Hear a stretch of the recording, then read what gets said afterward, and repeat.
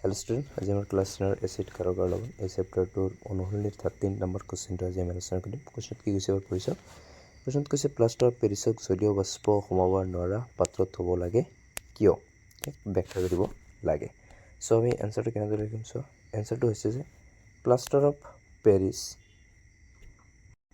যদিও বাষ্পৰ সংস্পৰ্শলৈ আহিলে ই পানী শোষণ কৰি জিপসাম নামৰ এবিধ কঠিন পদাৰ্থলৈ ৰূপান্তৰিত হয়, যাৰ ফলত ই ব্যৱহাৰৰ অনুপযোগী হৈ পৰে। সেয়েহে ইয়াক যদিও বাষ্প হ'ব নোৱাৰা পাত্ৰত ৰখা হয়।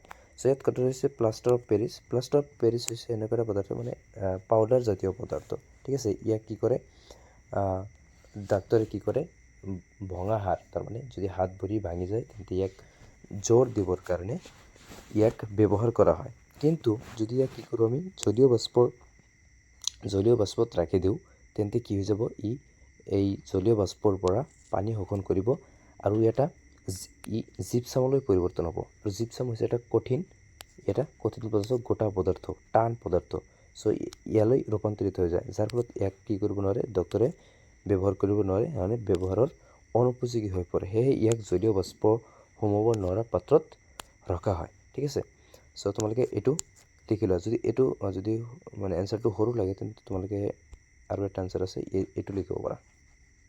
এইটো অলপ ডাঙৰকৈ দিয়া আছে, তোমালোকে এইটো লিখিব পাৰা। অ'কে, ঠিক আছে, লিখি লোৱা তোমালোকে। Thank U.